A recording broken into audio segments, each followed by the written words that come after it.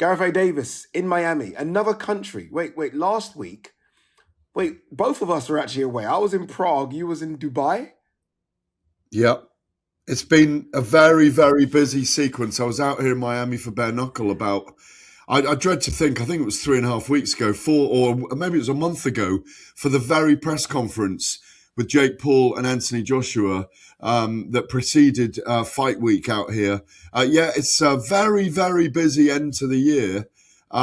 You're out with Chaos in Lagos, as I always call it, which is another brilliant boxing match in Africa, boxing event in Africa. And I'm out here on the Floridian coast, down virtually in the Caribbean, where it's been dancing in the ring on the first day last night of the set pieces. It's really big. It's an absolute media hall here. There's so many people here and a lot of representatives from the UK media here. It's bigger than I thought. A lot of the national newspaper correspondents. It's great to be here. But you still wonder whether it's a curiosity act going on in front of you. It's a very, very unusual, one of the most unusual fights, Addy, I've ever been at. I was going to ask you that about the size and the magnitude of it. Obviously, you've covered every big fight for the last 25, 30 years. So you know sort of how big fights get during fight week.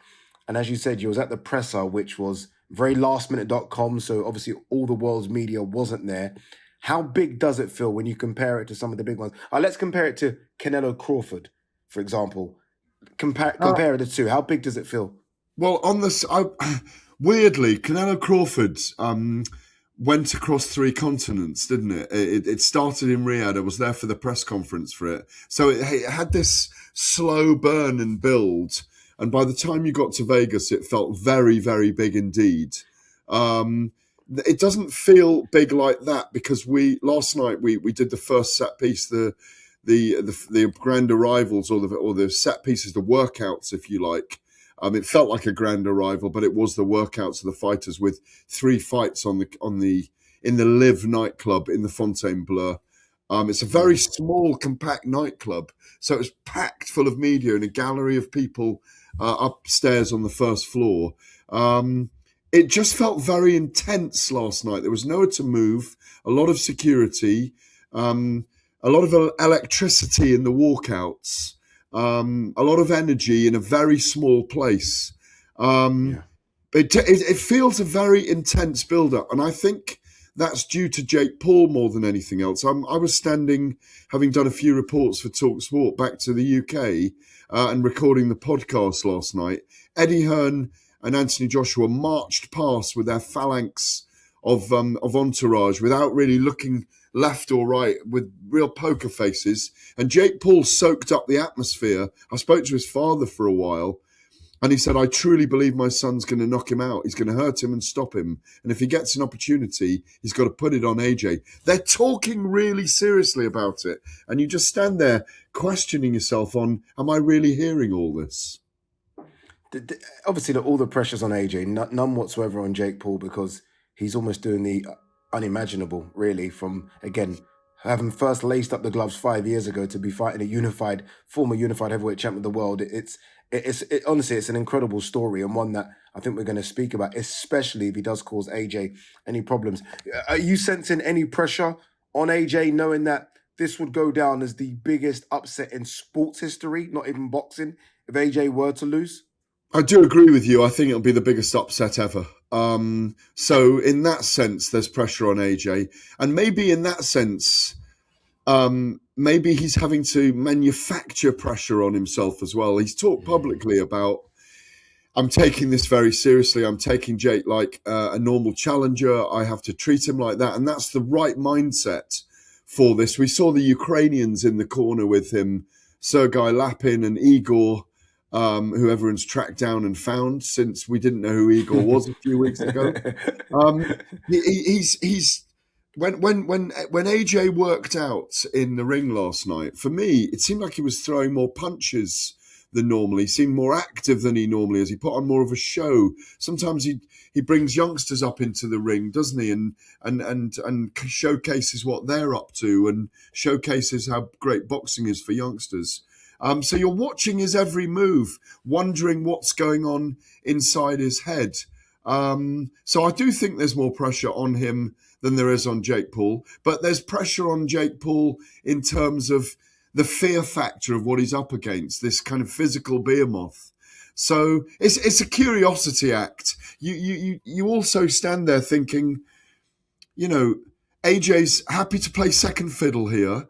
He's second. He'll walk first. Although when Jake Paul fought Mike Tyson, I think walked second, didn't he? Oh no, he didn't. Yeah, I think Mike. I can't remember now. I think Mike did walk second. Mike did walk second. In this one, AJ, you imagine will walk first. So and you're just wondering at times, is AJ playing the game with Jake as well? When they faced off and earlier in the week, and Jake went up on tippy toes, you just wonder if AJ is kind of thinking, I've just got to play the script here in a way, and I don't mean a script that's fixed, but have I got to play the game here in a way? I don't know. There's curious bits about it because it just doesn't seem real at times. Yeah, no, agreed. I saw your prediction. I think you was in with the IBA, and I saw everyone kind of have their moment and give their prediction. This is Vidal Riley, who was with me in the talkSPORT studios. I kind of pushed him on this. I said, look, surely AJ gets this done in 1 or 2 rounds. This is what Vidal Riley had to say. I expect to see AJ put in a demolition on him. I've been using this word all week, so I'm using it today as well, an obliviation. That's what I expect to see from AJ. I don't put rounds on it. I'm not one of them people, if you don't get him out in 2 rounds. Because things happen in fights. It's a 24-foot ring. Jake Paul can run around the ring if he doesn't want to attack, and that sometimes takes a couple of rounds. I'm not worried about how long it goes. It's about the finish, and it's about it not looking an ounce competitive. As long as that happens, we get what we want. I mean, many people are surprised that this was given a go-ahead, and that Jake Paul, and God forbid, get seriously hurt. This is a true reality of the game. We was just speaking about Sin Cara, someone who's a trained mandatory world-level fighter who can end up in the hospital. So Jake Paul is not immune to that outcome.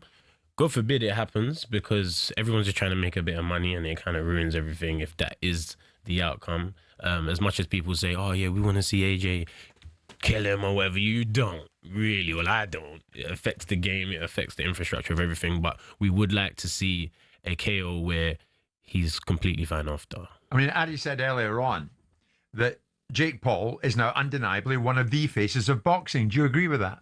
Yeah, I do agree with that. And the reason why is because the most famous people in the world are now internet personalities. Back in the day, everyone wanted to be Michael Jackson or Whitney Houston or Michael Jordan or Mike Tyson, but people want to be Casanat Speed or one of Aiden Ross or Kick or a Neon, or these sort of guys. These are now the people that kids want to be when they grow up. And if we associate ourselves with who's to come after us, then you're ready for the future. Your comment, is it? It is, to me, it's a little bit of a tragedy because the names are compared to the names that we're speaking about. I get it. I mean, but it's the truth. Vidal Riley there basically saying everyone should stop predicting rounds. Like, when AJ gets the job done, AJ gets the job done. But I almost feel like that's just too easy. Like, surely AJ has to get it done early. I mean, brand AJ is a big thing. I mean, we're going to speak about Tyson Fury and AJ potentially fighting in September. Like, AJ can't go the full distance and then try and sell us that he's got an opportunity against Tyson Fury. Surely it only can go 2 or 3 rounds. Or am I being a bit too harsh on AJ and it will take a bit longer to kind of wear down Jake Paul? Well, yesterday when I was here, I just wondered, I mean, I agree with you, and obviously I've given my prediction. I think, there's even minute betting on the rounds, by the way. What minute AJ beats Jake Paul in this one? I was wondering yesterday when I was watching them both work out, what if AJ wants to go in there and just get the rounds in and have a little walk around and toy with Jake Paul? And, what if he wants to court controversy by saying to himself, do you know what? I'm not going to worry about what Jake can do to me. I'm just going to give an exhibition here in a sense, and I'm going to take him the rounds. And in the end, I'm going to look to finish him close to the end of the fight. It doesn't really matter in any way, I think, because I think what people want to see is, and this is the drama of it, my God, this giant former two-time heavyweight champion of the world who's still very competitive and a dangerous finisher against what we consider in AJ terms a novice against him, who's stepping up against a bigger, heavier puncher. The highlight reel of all his knockouts through his career has been running in the Netflix advertisement for this fight. But if AJ goes in there and just relaxed and pushes his jab out, and takes the odd punch from Jake Paul and makes it more of a show, I just feel that there's got to be some kind of drama here. And you hope it doesn't go against him, and God forbid he gets caught by a big overhand right as Jake Paul plays possum on the ropes. But it's up to Anthony Joshua what he wants to do. I think Jake will be herky-jerky, move around. He's shown what he's going to do. He's going to try and get the jab into the body, throw a 1-2, get a big right over the top. And as Jake Paul's father, Greg, told me yesterday, we've told him, if you do manage to land a punch and you feel like you've hurt him, you got to go for broke. So this is what they are planning in their minds, that delusional optimism they talk about. So, no, I think, yes, we want him to stop Jake Paul and look the formidable heavyweight he is, but who knows what's going to happen? No, that's a great shout. And I've never heard it said like that. I do think AJ will do what AJ wants to do. I think this sort of latter stage of AJ's career, it's almost been a case of blocking out the noise, not caring what we say. I say we as in fans and media, and doing what he wants to do. And if his team have said to him, look, let's just play around for 6 or 7 rounds, he will do that. So maybe it isn't listening to everyone saying he needs to get rid of him in 2. Maybe it is a case of AJ saying, I want a few rounds. I've not had a fight for 14 months. I want people to see what I can do, what I've learned from these new trainers. And maybe there is an argument to say a few rounds of AJ, I don't know, people tuning up and people buying tickets. Maybe they want to see a few rounds.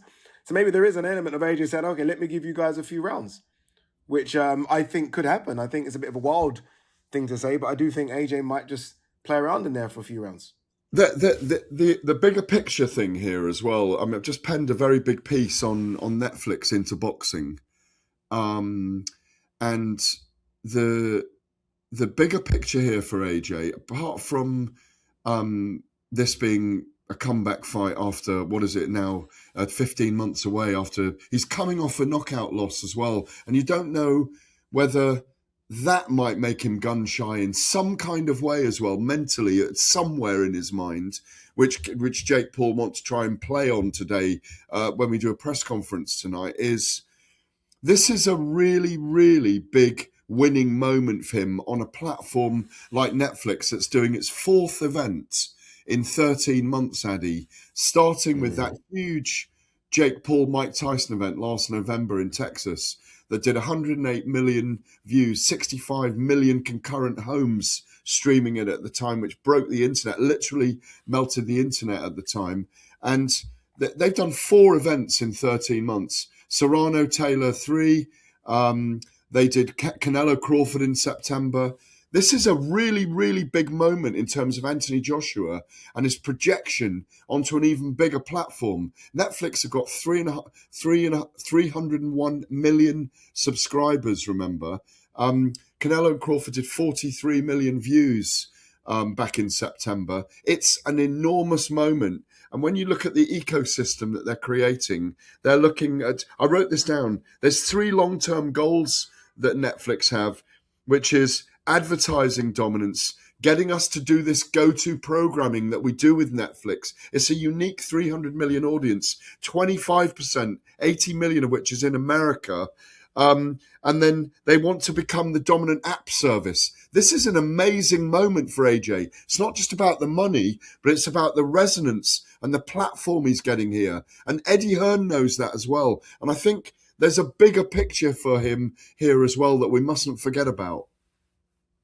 On that, the Netflix sort of invading sports, if you like, how big an issue is this for DAZN going forward? DAZN have taken over boxing in the last couple of years, but ultimately the big fights have all appeared on Netflix. Again, you just mentioned Canelo Crawford, Serrano Taylor, this one, AJ, who is DAZN ambassador, I believe has shares in DAZN, but yet still gone on to fight on Netflix. How big an issue is this for DAZN going forward, or is competition just good? Competition is really good. This is where Netflix have resonated, and they've shown DAZN where DAZN want to be. This is why the pay-per-view model is being eradicated at the moment, because the giant streamers are taking over, and Netflix are the biggest streamers in the world, along with what Amazon are capable of doing. The giant subscriber bases are what was once the pay-per-view. They're not trying to create a Showtime or an HBO or a Sky Sports box office. They are trying to create go-to programming, which is what DAZN's aim is. DAZN want to be in the position that Netflix is in. Who knows? Maybe Amazon buy DAZN, that ready-made. Well, I've talked to you about it before, I think, or we've talked about it. Ready-made platform. I think the sign of AJ, and there's obviously, I think there's a fee for him coming over that's been reportedly 10 million that he's paying to step away from DAZN for one event. The sign is that this is where DAZN want to be, where Netflix are, and it's down to subscriber base. So, you could say it's one of the big sleeping giants has come into the sports world, and there's nothing anyone can do about it. The tectonic plates are shifting, and the big streamers will do this. So, yes, it's where DAZN want to be, and it's where DAZN eventually will be, in my view. Final one on this fight card, and look, we can talk about it on and on because there are so many interesting conversations to be had. It probably does lack a big chief support, and this isn't, no dig on Alicia Baumgardner. I think she's a great name, but I mean, it's not Katie Taylor Serrano, is it? It's not that big a chief support, but it does have Caroline Dubois in it. Obviously, first fight as an MVP fighter. Big blow, I think, again for Ben Shalom and boxer. Alicia Baumgardner's on it as well. And I know, obviously, you'll love the fact that it's got Anderson Silva versus Tyron Woodley on it, which is a big one for MMA fans. Two great MMA fighters duking it out in boxing. It's a good card, but maybe it lacks a bit of a superstar chief support, or am I being a bit unfair?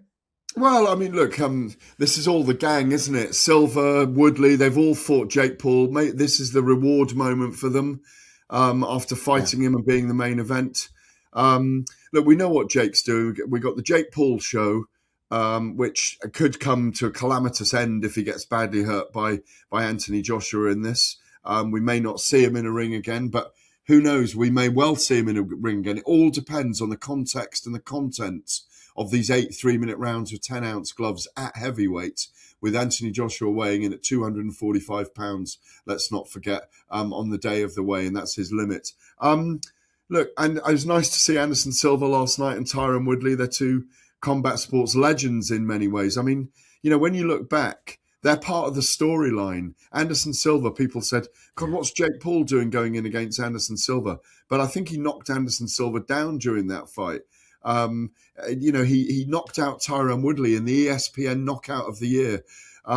Daniel Dubois' sister's fighting on the card. It's a reminder for Anthony Joshua that her brother knocked him out 15 months ago. Maybe all these things are catalogued and staged as nuanced levels for Jake Paul's kind of psychological scaffolding going into this, and to plant in Anthony Joshua's mind, like, look at the fortress that I've built. We know he's done brilliant things for women's boxing. There were fights last night. There was a women's fight with Shannon Courtney in it as well. So, the build has been very big. And for Caroline Dubois, just to finish the round, again, it's a great platform for her to be on. 65 million people watch Katie Taylor and Amanda Serrano 2 on that Jake Paul Mike Tyson card in Dallas Cowboys Stadium 13 months ago. And I think 6 million watched on Netflix in Taylor Serrano 3 in July. So 6 million people, Addy, watched it on Netflix, an all-women's card in July. So these are the resonant moments and factors of this fight. So it's great for Caroline Dubois. Okay, let's end this by giving predictions. No fence sitting here. Now that you've seen AJ, now that you've seen Jake Paul, now that you've read their body languages, how does it play out on Friday? I think AJ goes in there and he takes his time. He throws out his jab. He looks to move around a little bit. Jake Paul's probably going to be a little bit more elusive than engaged. Francis Ngannou came out looking to take Anthony Joshua's head off, and that's the kind of style that suits him, I think. And he had the fear factor there of what Ngannou might do if he landed. I think with Jake Paul, it's going to be a different dance, and Paul's going to be moving around a lot. And I think we'll see 2 to 3 rounds. But it wouldn't surprise me if it went more rounds. Would it surprise you if AJ were to get hurt? It wouldn't surprise me if he gets caught and we have a moment of drama. But I do think AJ will win by stoppage.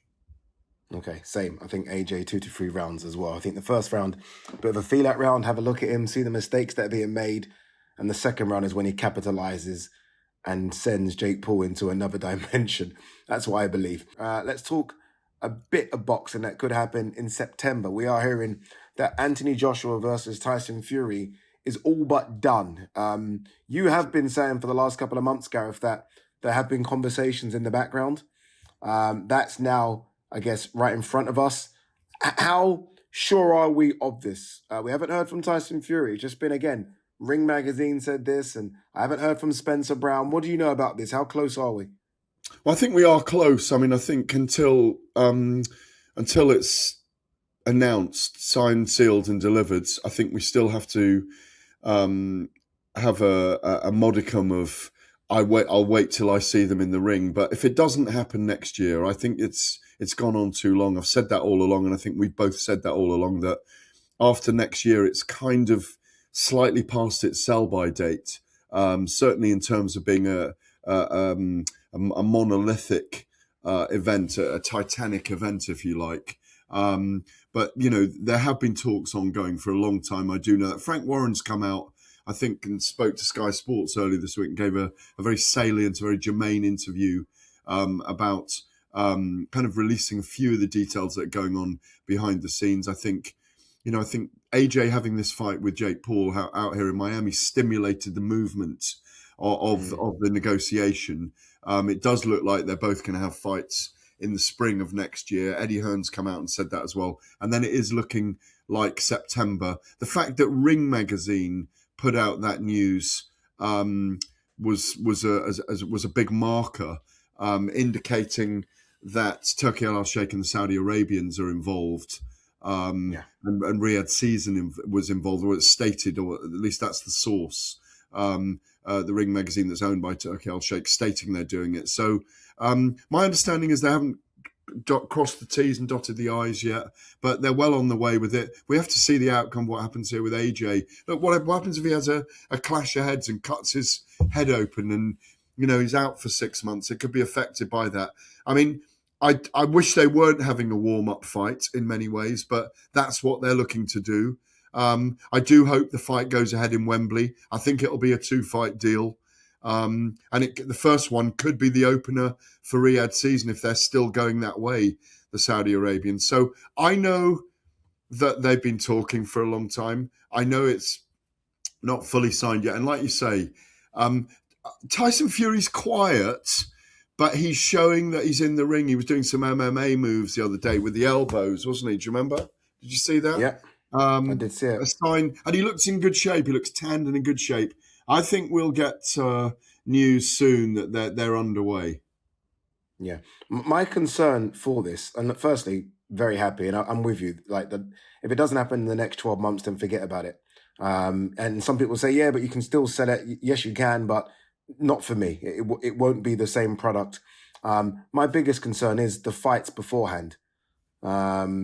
This talk of February, March for AJ, and the same thing potentially a month or so later for Tyson Fury. It's risky. We saw Crawford not do it. When he had the Canelo carrot dangled in front of him, it's like, why am I going to fight someone else? And we also saw Canelo arguably have his worst performance in nearly a decade, maybe ever, when he fought William Skull. Because again, he didn't really want to risk what was in front of him. in terms of the Crawford fight. So I just don't know if it's worth risking it. We've seen Wilder do that, right? When he was supposed to fight AJ and he fought Joseph Parker and we saw what happened. And don't get me wrong, they're obviously going to fight a lesser opponent. But is it worth rolling the dice when the biggest British fight of all time is on the cusp of happening? Why would you even risk it? As you say, it might not be a defeat. It could be a cut, could be an injury. These guys are coming to, the ages where you start to pick up niggles, shoulders, legs, whatever, lower backs. I just think it's a bit risky putting a fight in between such a mammoth. Yeah, I agree. I completely agree. But inactivity is a real thing for fighters, and both men have been out for.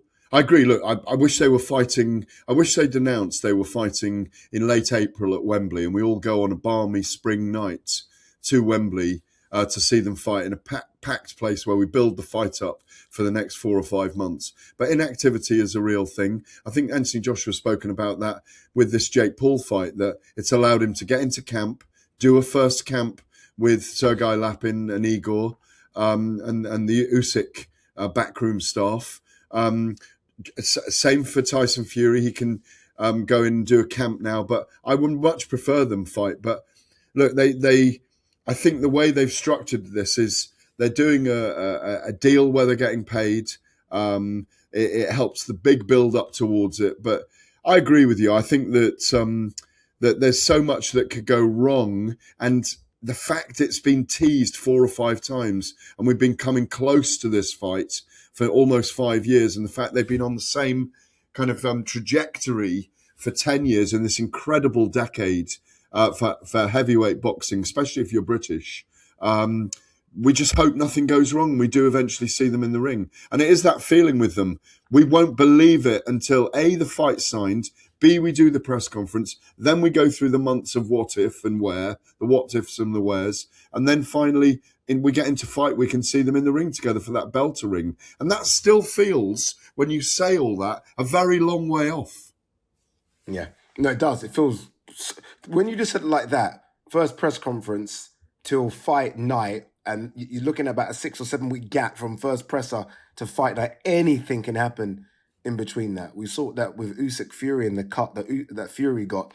There are so many hurdles to still overcome.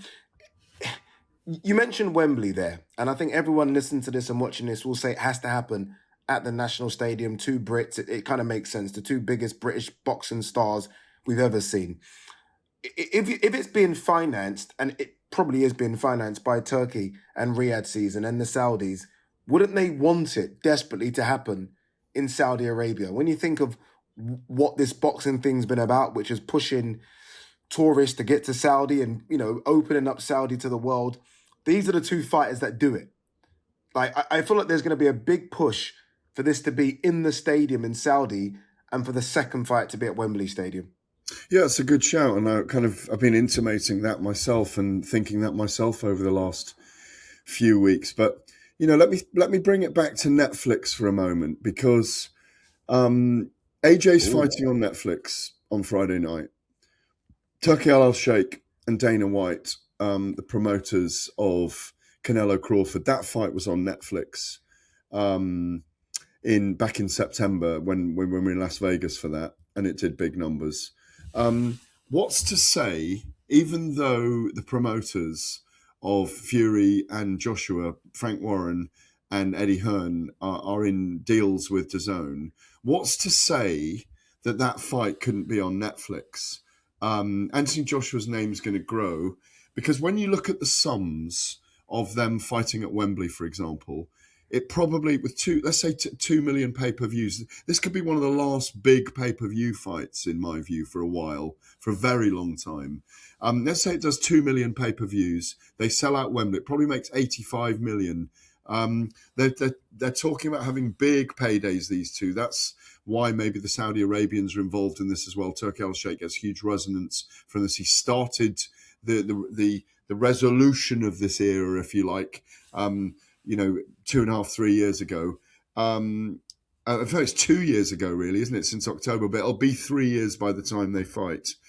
If that money that the Saudi Arabians put in takes it up to, let's say, the fight being worth 150 million, what's to say this fight could be grown as a series onto Netflix as well and do astronomical numbers. Tyson Fury has just done a second series of At Home with the Furies for Netflix. He's known to that audience. Anthony Joshua's growing with this audience. I'm just throwing it out there, but could this fight end up on Netflix eventually?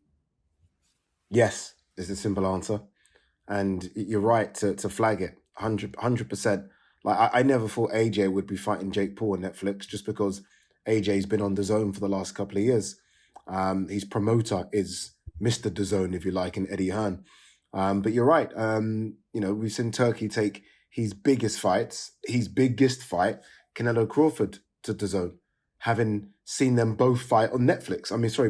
Having taken his biggest fight to Netflix, having seen them both fight on DAZN. So I think there's a massive chance it goes on Netflix, which I think would be an enormous blow for DAZN. Especially as you said, this is, I think, the last true big pay-per-view. So this is the one that does make the profit. This is the one that does do 2, maybe even 3 million pay-per-view buys. I think it would be a huge blow, but I can't see how Netflix don't make a play for it, a big play. And now that Turkey has a working relationship with them, I'd be shocked if they don't go for it. Yeah, or even that DAZN develops a relationship with Netflix. You know, when you've got 300 million subscribers, the resonance you've got from the growth potential you've got from bringing because what they're doing, this is a Friday night event they're doing here. They could train their audience because they release things, don't they? You're watching. This is the land of binge watching events. This is of series rather. But what they don't have is live events, and it's their. This is their investiture at the moment. They've got WWE coming up. They've got Christmas NFL games coming up. So they're already training us to go and tune in to see events. Yeah. So it's creating an ecosystem that they've got from people that are going on. We binge on there, don't we? We look to relax. I think on average, I think Netflix subscribers spend an hour a day on Netflix. So if you go to Netflix and there's a live event, you're not going to go away. You're going to watch it. Sports fans apparently will sit through advertisements, which people don't want to do too much anymore, because that is the nature of and research into sports fans. So what DAZN need to do is try and profit off this and work with Netflix, in my view.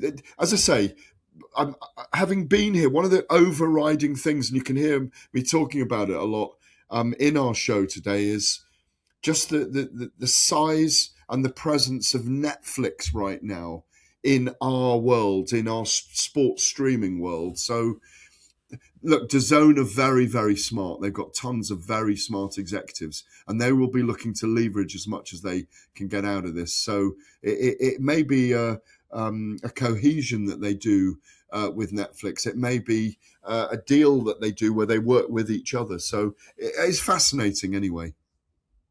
Is there a chance, finally, on this one, that Usyk versus Wilder's on Netflix? Is that a big enough fight that Netflix will make a play for, potentially? I mean, there's been a lot of talk about Usyk coming to America to fight. Hasn't fought there, I don't believe, since Michael Hunter many, many moons ago, when he was really an unknown quantity. Wilder just has this, I don't know, fans just want to tune into Wilder fights because that's what people want to see, car crash TV. Is there a chance we see that on Netflix? I think maybe, yeah. There is possibly that at the moment. And also, this is the moment where Usyk has his fight in Las Vegas, in a big moment in the Allegiant Stadium. I don't know if they do the Allegiant Stadium. I don't know if it's big enough for that. But I'm just getting memories of how brilliant the broadcast was, and how brilliant the Allegiant Stadium looked back in September. And people watching, who I know, who aren't necessarily fight fans, really enjoyed the show.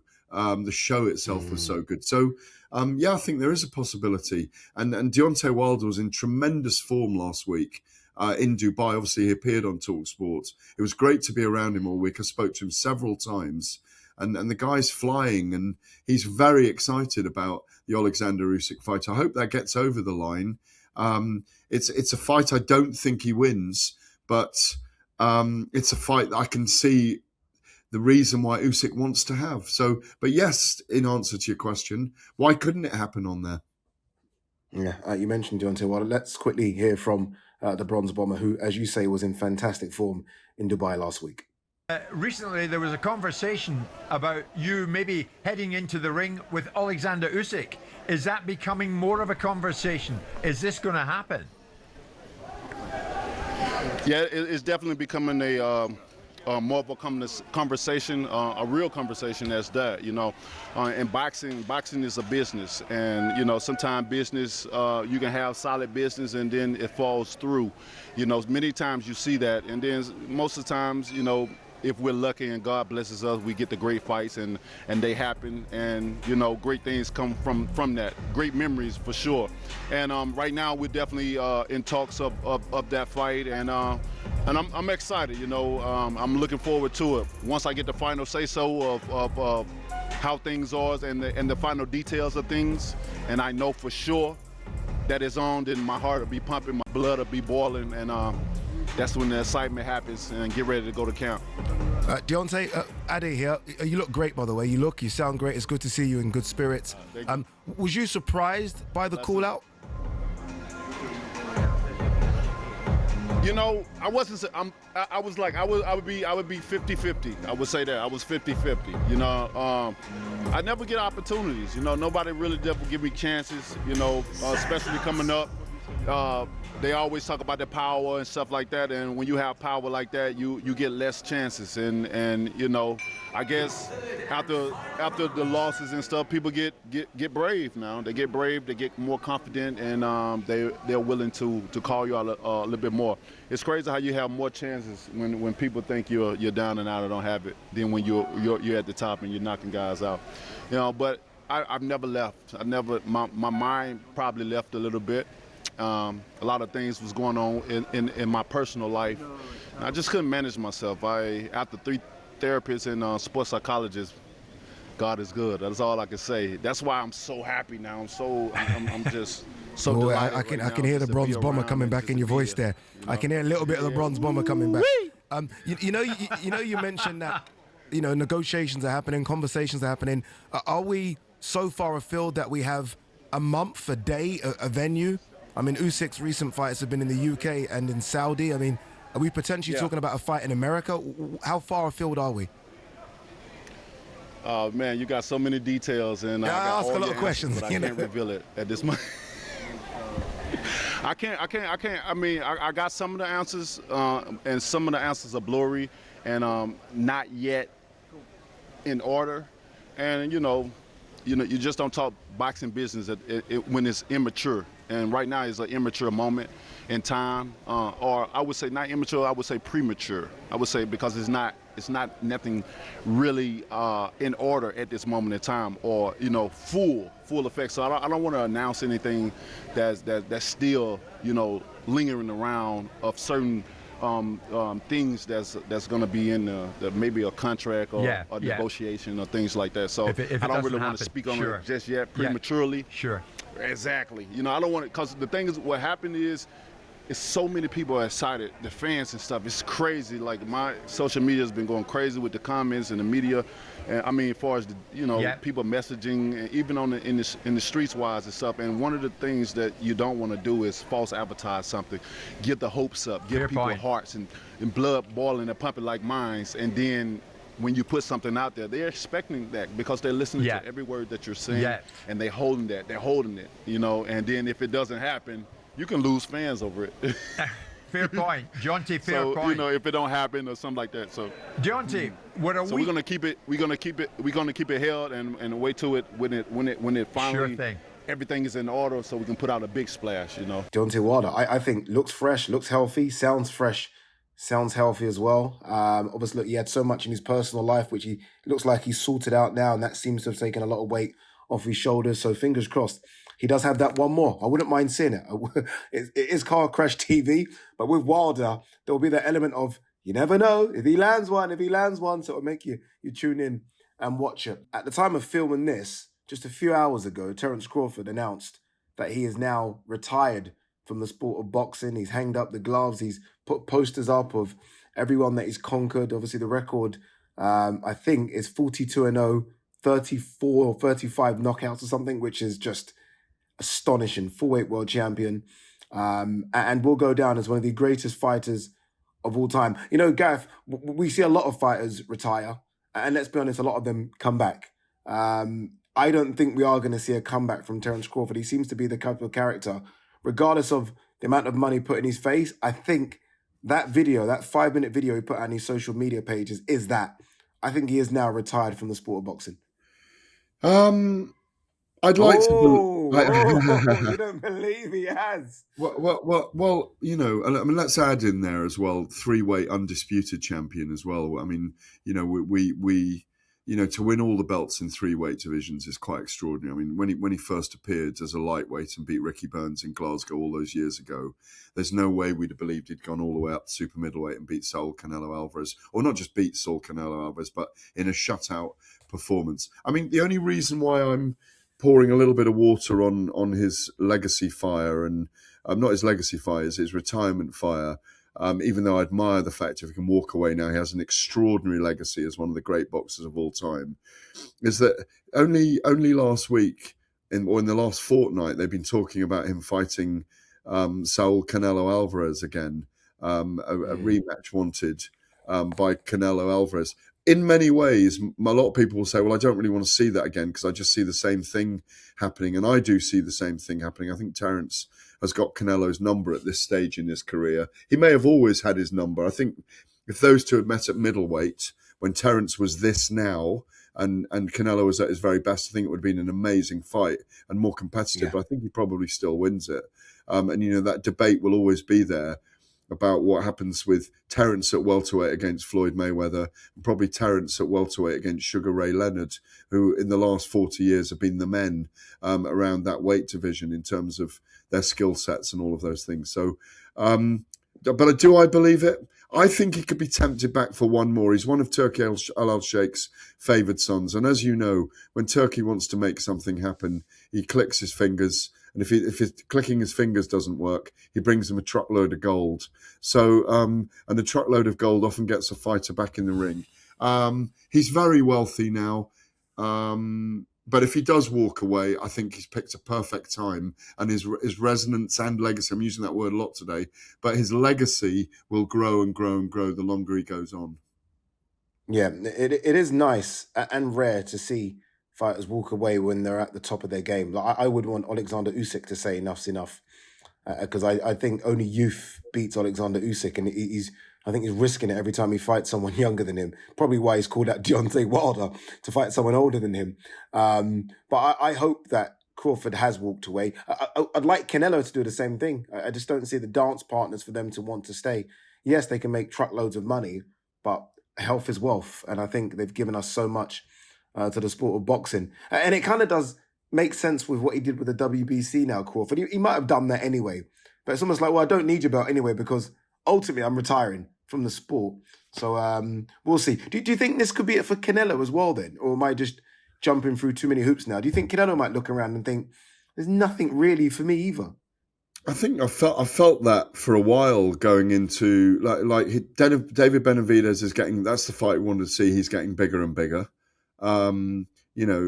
There's, maybe, but I just think he's still got an appetite for, but he obviously needs to recover from that fight, losing that fight 3 months ago. I don't think he will retire because I think he's just mulling it over. The other thing about Crawford, by the way, is he's 38 now as well, which we haven't mentioned. 39 at his next birthday. So there is father time there. There's no question about it. And, that's the problem with so many fighters. And we talk about so many fighters, they come back for one more fight. And we've got this whole heavyweight generation at that kind of reaching that age at the moment, with your Wilders and your Chisoras and your Furies, even Joshua to a certain extent. So I don't know. I think Canelo's probably got one more left in him. He won't want to go out on a loss like that, where we just remember him being bested in every round by Crawford. These are very proud men, remember, who've got incredible followings in their own country. So I think the old Mexican legend will probably want one more at least. Okay. What I want is for you to get your backside to Africa. You've been a big supporter of boxing in Africa. Obviously, you used to live in Nigeria. I don't know if many people know that. But it would be good to see at one of these events, obviously in Ghana. We've got Craig Richards versus Dan Aziz, which is a really good main event because it's such a winner stays on, loser might have to think of what they're doing. And two sort of top 10 guys in the light heavyweight division in the UK. I think that's a really good main event. Over here, it's more names than actual fights per se. Lawrence Okone's here, Tony Yoka's here, which is a good thing as well. Derek Chisora flies in, I think, trying to get himself a fight over here. He's everywhere, Chisora, trying to get fights. But it would be good to see you at the next one. I do believe that Nigeria are doing one in February, and I'm going to tell them to make you guest of honor. I'm going to say you need to make Gareth A. Davies guest of honor in Nigeria. But enjoy Miami. I think it's going to be incredible. I do think there's going to be a twist in that main event. And as always, we'll speak about it on next week's show.